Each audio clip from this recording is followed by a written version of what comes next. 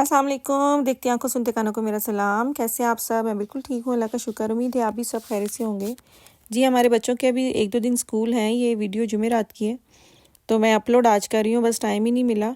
वैसे तो आज ईद है लेकिन ये मैं अभी अपलोड कर रही हूँ क्योंकि ये पिछली 2 वीडियो मैंने वॉइस ओवर करनी थी बस, और एडिट करके रखी हुई थी।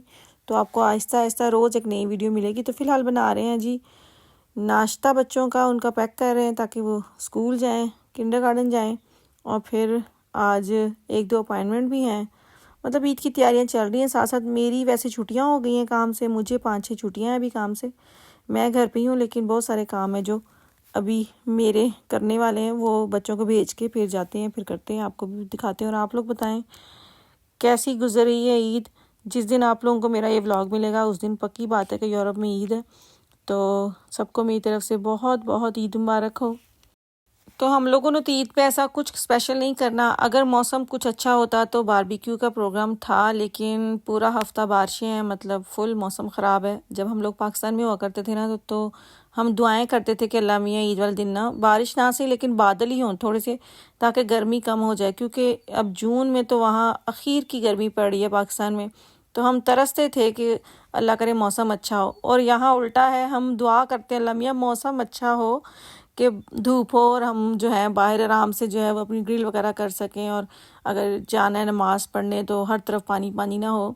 लेकिन चले यहाँ पे बारिशें होती भी हैं तो वो उस तरह से नहीं होती, लेकिन फिर भी जब आप तैयार श्यार होके निकलें तो बड़ा काम ख़राब होता है। तो खैर जी, इज़ना जा रही है स्कूल, इसको भेज के और फिर उठाते हैं आहिल को। आहिल साहब उठ ही नहीं रहे, वो आज लेट सोया, वो उठ ही नहीं रहा। उसको मैंने इतनी आवाज़ें दी हैं लेकिन पता नहीं वो इतनी गहरी नींद सोया हुआ है। हालांकि उसको एक आवाज़ दो तो वो फ़ौरन उठ जाता है। तो बस जी खुद कावा शावा पी के अब मियाँ जी को भी उठाना है तो चाय रख दी है मैंने, और साथ जाके उठाती हूँ आहिल को। आहिल उठ जाओ, आहिल उठ जाओ, शाबाश। इजना चली गई, आयान चला गया, आप सोए हुए अभी तक। उठ जाओ। हम्म हम्म किंडरगार्टन नहीं है ना, सारे चलेगी, आप रहेगा। जाओ बाबा को बिठाओ, जाओ उठो।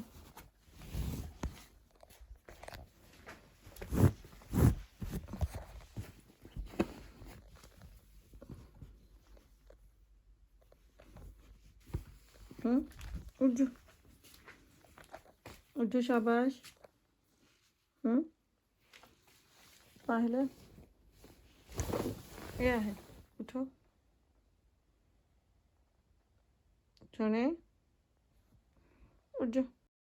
तो जी जब मौसम ठंडा हो तो बच्चे रज़ाई में फिर घुस के उनका दिल ही नहीं करता उठने को। तो खैर उसको मुश्किल से ठा ठू के तैयार वो 5 मिनट में हो जाता है। और शॉर्टकट रास्ते से हम लोग आए, छाते पकड़े हुए, बारिश हो रही है। अच्छा, मैं दिखा रही हूँ कि ये छोटे छोटे बच्चे, इतनी बारिश थी बाहर और ये इनको चक्कर लगाने के लिए लेके गए हुए थे। ये हमारी गली से चक्कर लगा के फिर वापस आए हैं।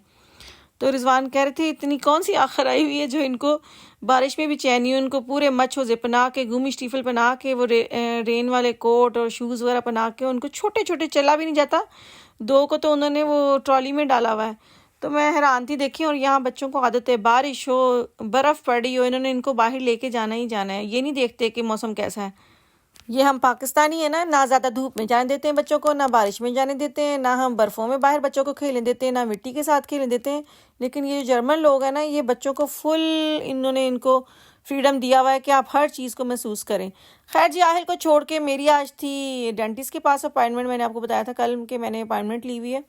तो जहाँ भी आप पहली बार जाते हैं आपको सारा डेटा अपना देना पड़ता है, अब तक का जो भी आपके साथ गुजर चुका है। आपके साथ कोई मसला है, कोई बीमारी है, कोई दवाई ले रहे हैं, कोई ऑपरेशन हुआ है, कभी हॉस्पिटल एडमिट हुए हैं, वही जो सवाल सारे डॉक्टर्स पूछते हैं।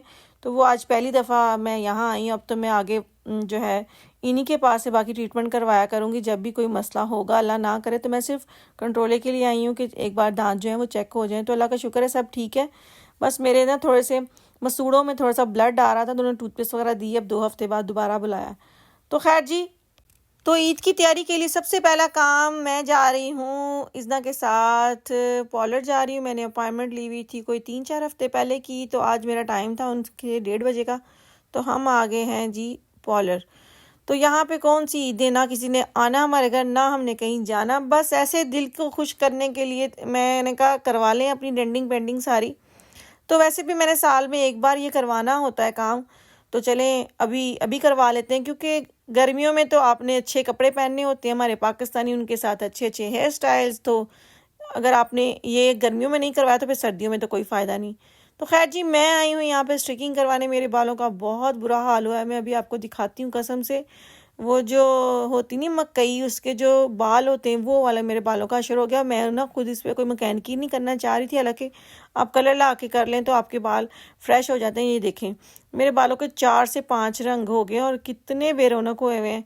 तो मैं आई हूँ यहाँ पे स्टिकिंग करवाने, और मैंने सारे सर में नहीं करवानी, सिर्फ ऊपर ऊपर करवानी है, क्योंकि नीचे से पहले ही मेरे बाल सारे कलर हैं। वो ये जो मैंने पिछले साल करवाए थे ना, वो लेंथ में आके तो ऐसे हो गए हैं।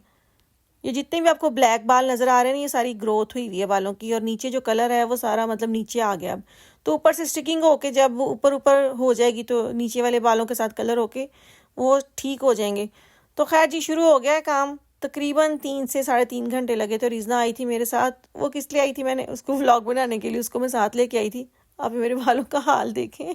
इस टाइम मुझे अपने बाल ना बिल्कुल कसम से यही लग रहे हैं जैसे ना वो उसके मकई के बाल होते हैं। अच्छा, मुझे 20 साल हो गए हैं ये स्टिकिंग करवाते हुए, और रेगुलर मतलब मैं हर साल करवाती हूँ। 10 साल तो मुझे जर्मनी में हो गया, 10 बार मैं करवा चुकी हूँ ना। तो मुझे ये फ़र्क नहीं पड़ता मेरे बालों का बाद में क्या असर होता है, बस मुझे बाल अपने जो है ना वो कलर चाहिए साल में एक दफ़ा। तो इन पे मैं अच्छे खासे पैसे लगाती हूँ। अब रह गया इन पे केराटिन या स्ट्रेटिंग करवाना, वो यहाँ पे बहुत ज़्यादा महंगा है। मतलब 400 450 वो मेरे बालों के लेंगे। उनको लगता है ये बहुत ज़्यादा बाल हैं, बहुत लंबे और बहुत घने, क्योंकि यहाँ गोरों के बाल तो होते नहीं हैं। तो ये लोग जर्मन लोग तो वो ये करते ही नहीं हैं, तुर्की लोग करते हैं, या फिर जब यूक्रेन के लोग जो आए हैं वो करते हैं इस तरह के काम। उनसे मैंने लास्ट टाइम पूछा था तो वो 450 यूरो बताया था। तो मैंने तौबा कर ली थी, कानों को हाथ लगा लिए थे कि नहीं, अब जब भी पाकिस्तान चक्कर लगेगा वहाँ से जाके केराटिन भी करवाऊंगी और स्ट्रेटिंग भी करवाऊंगी, लेकिन करवाऊंगी ज़रूर। मुझे ना डर नहीं लगता अपने बालों पे तजर्बे करवाते हुए, बचपन से कह रही हूँ, खुद ही करती हूँ। पहले मैं खुद करती थी जब पॉलर वगैरह मैंने नहीं सीखा था। तो जब मैंने पॉलर सीखा और आज से 20 साल पहले ना जब ये स्ट्रिकिंग का रवाज आया तो कोई भी नहीं करता था। मतलब किसी के वहमो गुमान में भी नहीं था ये चीज़ होती है। तो उन लोगों को ना मॉडल ही नहीं मिल रही थी कोई स्ट्रिकिंग के लिए। तो मैं कहा मैं किस लिए हूँ, मुझ पे करें ट्रीटमेंट। उस वक्त मैं सेकेंड ईयर की मैंने एग्ज़ाम दिए थे, तो मैंने अपने ऊपर जो है ये स्ट्रिकिंग करवाई थी पहली बार। तब क्यों नहीं की होती थी, अब तो पता नहीं कौन कौन से आ गए, तब था ही नहीं ये ना फैशन बिल्कुल भी। तो खैर जी, आज मैंने ये करवा लिया ना, मैं सारा साल अब इस पे इतने तजर्बे करूँगी। इस पे मैं कभी तेल लगाऊंगी, कभी मास्क लगाऊंगी, कभी कुछ लगाऊंगी। तो ये देखें जी, ऐसा कलर निकला है। कुछ काबिल हुए हैं, कटिंग शेडिंग में जाके खुद करूँगी। अभी गीले बालों पे मैंने उनको कहा था बस हल्का सा ड्राई कर दें, तो ठीक है, मुझे पसंद आया। क्योंकि हर बार ना येलो टोन में आता है, तो मैंने उनको पहले ही फ़ोन पे कह दिया था कि प्लीज़ येलो टोन में ना हो मेरे बाल, मुझे थोड़े से ना जो हैं वो लाइट में चाहिए, लेकिन उनमें गोल्डन, जैसे हमारे बालों में गोल्डन सी टोन आ जाती है। मैंने कहा वो मुझे वो नहीं चाहिए। तो यहाँ पे ब्लू शैम्पू यूज़ नहीं करते नॉर्मली। ब्लू शैम्पू अगर यूज़ करें तो वो ख़त्म हो जाती है। तो अगर हमारे बाल ऐसे हैं ना, तो उनका ट्रीटमेंट भी पाकिस्तान में ये हमारे बालों को ना समझते हैं और ना उनको अच्छी तरह से ट्रीट करते हैं, लेकिन क्या करें, मजबूरी है। और वो मुझे कहते हैं कि आप लोग इंडियन पाकिस्तानी जो है ना, उनका यही रिजल्ट आता है, उनका येलो टोन ही आएगी, क्योंकि आप लोग की जेनेटिक्स में बाल, आप लोगों के डुंकल हैं बहुत, तो बहुत ब्लैक बाल हैं इसलिए। तो चले जी, मैं आ गई हूँ घर। घर आके मैंने खुद की अपनी हल्की सी लेयर में कटिंग, और साथ मैंने पारसा से करवाए बाल स्ट्रेट। तो आप बताएं कैसे लग रहे हैं मेरे बाल, और ये भी बताएं कि आपको मेरा व्लॉग कैसा लगा। और जिन्होंने अभी तक मेरे चैनल को सब्सक्राइब नहीं किया, प्लीज़ सब्सक्राइब करें, क्योंकि बहुत सारे लोग बगैर सब्सक्राइब करे मेरे व्लॉग्स देखते हैं। ये अच्छी बात नहीं है। अगर आपको व्लॉग्स अच्छे लगते हैं तो प्लीज़ मेरे चैनल को सब्सक्राइब करें और मुझे दें इजाज़त। अपना बहुत सारा ख्याल रखिएगा, मुझे दुआ में याद रखिएगा। कल आऊँगी एक नए व्लॉग के साथ। तो इसी दुआ के साथ कि अल्लाह ताला आपकी ज़िंदगी में आसानियाँ पैदा करे और आपको भी तौफीक दे दूसरों की ज़िंदगी में आसानियाँ पैदा करने की। तो कल तक के लिए अल्लाह हाफ़िज़।